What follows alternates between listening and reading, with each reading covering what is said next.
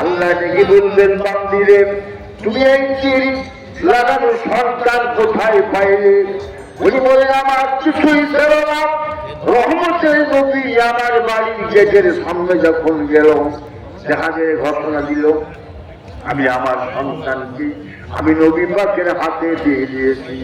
আর আমার এবং হাত পর্যন্ত সাক্ষী দেবে আল্লাহর কাছে যে আল্লাহ অকৃতজ্ঞর কারণে তোমার এই বান্দারা তোমার গোলাম ছিল না, দাসত্ব করতে পারে নাই, যার কারণে এরা জাহান্নামে হয়ে যাচ্ছে।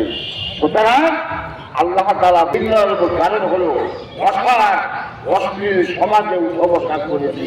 4 নম্বর কারণ হলো আমরা কিয়ামত হবে সংঘটিত হবে, যাহা আমরা বিশ্বাস। এই হাদিসের মধ্যে একটা মুসলমানের উপরে বাদশা হক আছে, আর এক মুসলমানের কোন মুসলমানের সঙ্গে যদি সাক্ষাৎ হয় তাকে সালাম দিতে হবে।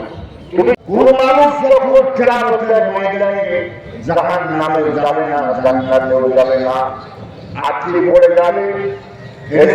তুমি এরা আমলনামা খুলে দেখো, এই ব্যক্তিগুলো দুনিয়ার জন্য কোনো মানুষের উপকার করেছে নাকি আমলনামার মধ্যে যদি দেখে রাখে, তবে আমি আমলনামা দেখে দেখছেন এরা পৃথিবীর মানুষ কেউ ভাগ নেবে না।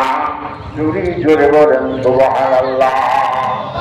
তো একটা বন্ধুকে একটা শহীদ হচ্ছেন পূর্ণিমার মতো যারা খাননি আমার নবী দেখে বলে যুদ্ধের ময়দানে আমার এই 13 দিনকার সন্তান আছে, এই সন্তান আপনি পুরুষ হিসাবে নিয়ে যান।